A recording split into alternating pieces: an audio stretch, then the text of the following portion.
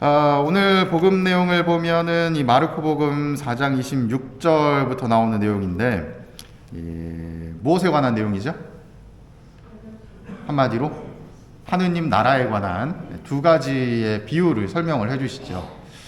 하느님 나라에 관해서 설명을 할 때 예수님께서 이 비유를 쓰시는데, 직유법을 쓴다고 이야기를 해요.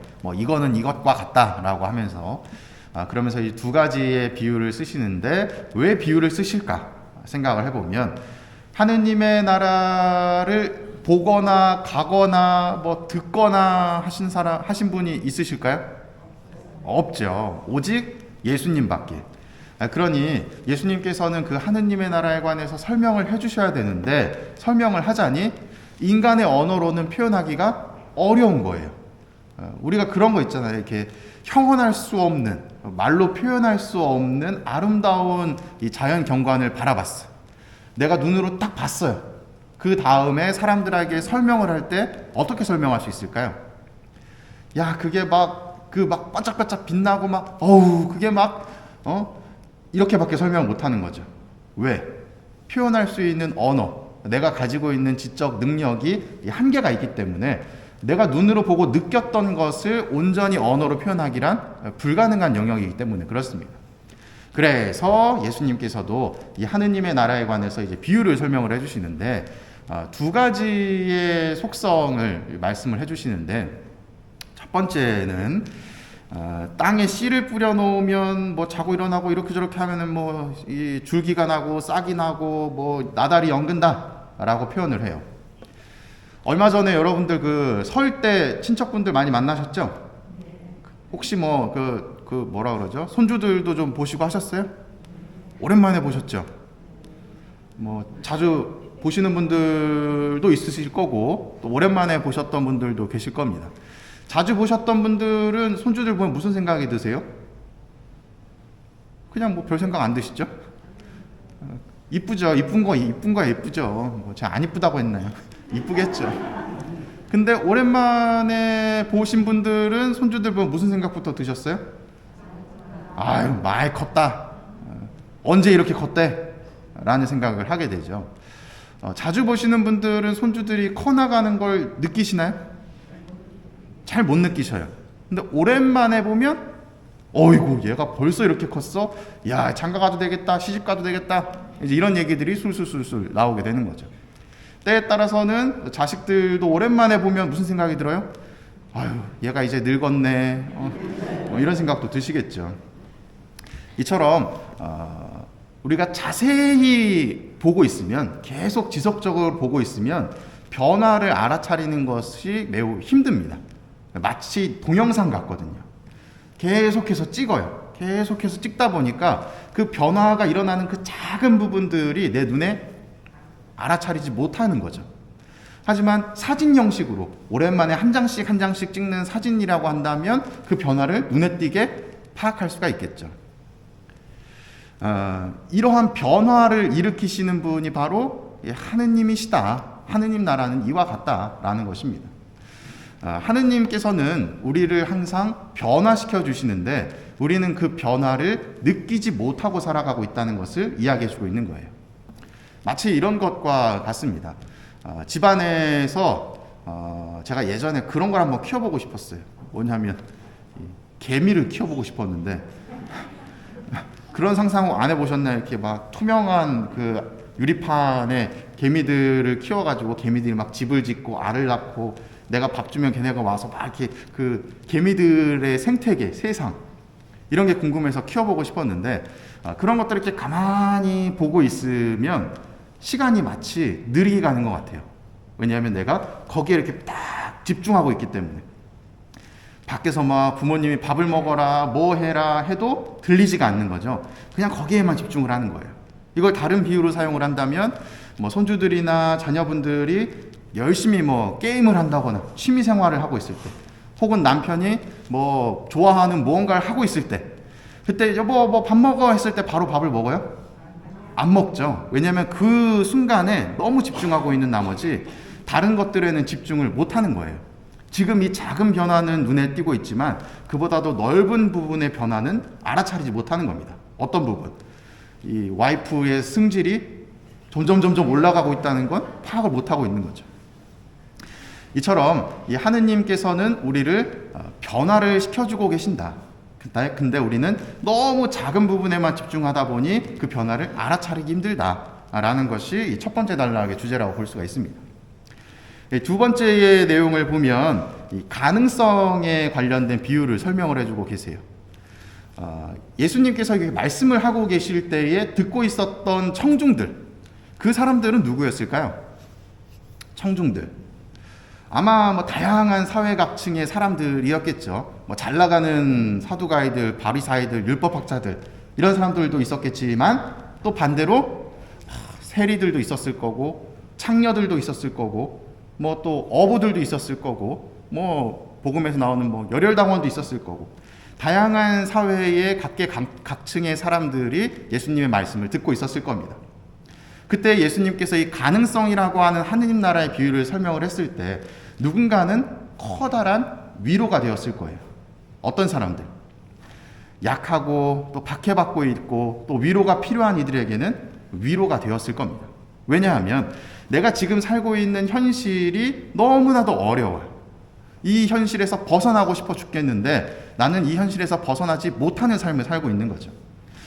세리여서 사람들에게 무시당하고 창녀여서 사람들에게 무시당하고 또 경제적인 여유가 없어서 사람들에게 무시당하고 그러한 삶을 사는 사람들에게는 하느님 나라는 이와 같아 하면서 이 씨앗의 가능성에 관한 이야기를 해줄 때 커다란 위로가 되었을 겁니다.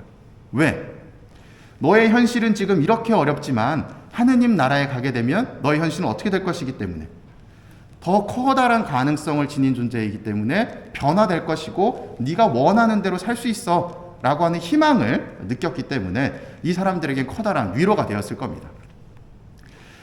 이처럼 이 두 가지의 하느님 나라의 비유를 통해서 예수님께서 말씀을 해주시는데 마지막에 이제 이런 이야기를 하시죠. 세 번째 단락에 당신의 제자들에게는 따로 모든 것을 풀이해 주셨다라고 이야기를 해요. 이게 조금 이해가 좀 안 되는 부분 중에 하나예요. 왜냐하면 예수님께서 이 비유를 통해서 설명을 해주셨는데 여러분들도 비유를 쭉 읽으시면서 이해가 다 되셨죠? 무슨 얘기를 하는지 이런 내용이구나 하고 이해가 되셨죠? 근데 굳이 예수님께서는 풀이를 또 따로 해주셨대요.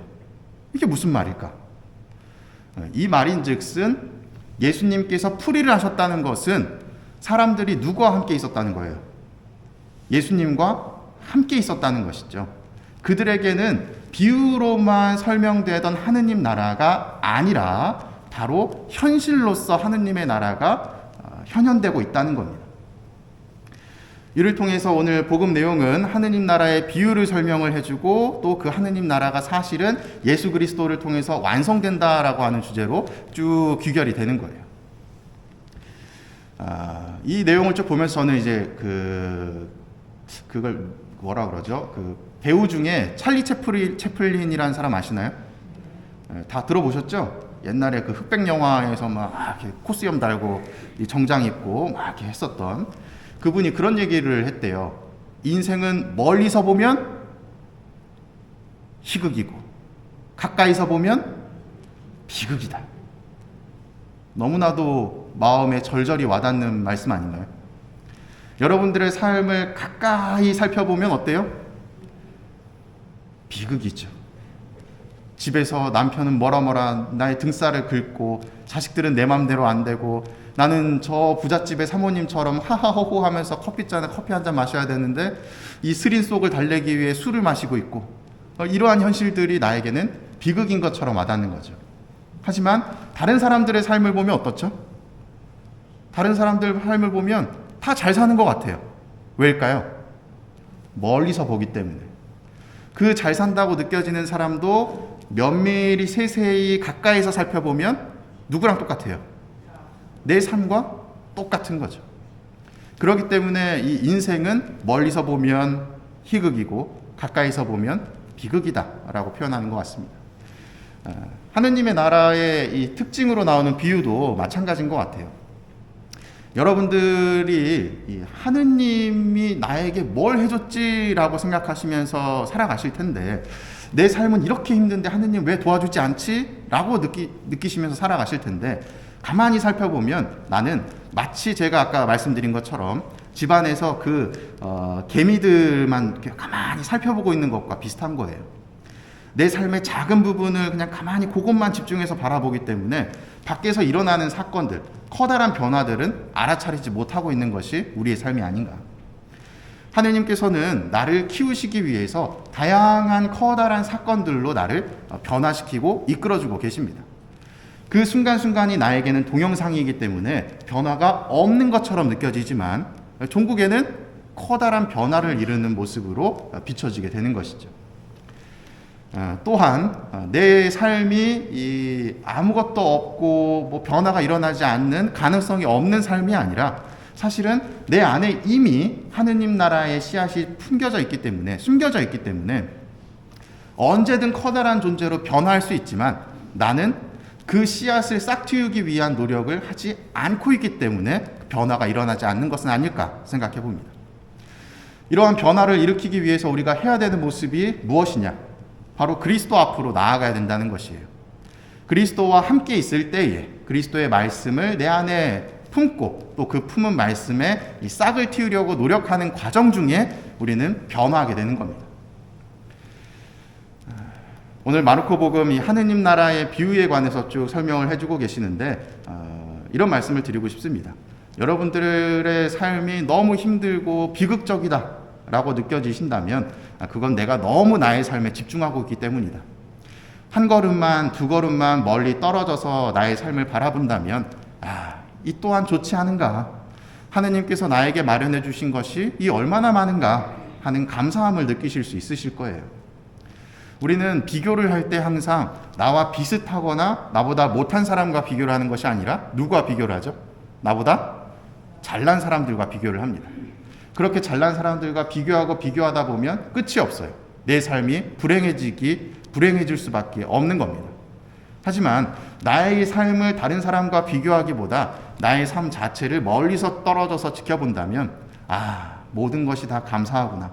하느님께서 나를 이렇게 싹 틔워주셨구나. 그리고 내 안에 담겨져 있었던 가능성의 씨앗은 이런 식으로 변화가 되고 있었구나 라는 것을 깨닫게 되실 겁니다. 오늘 복음 말씀은 아니지만 유명한 배우이신 찰리 채플린의 말씀으로 강론을 마칠까 합니다. 인생은 멀리서 보면 희극이고 가까이서 보면 비극이다. 사랑합니다.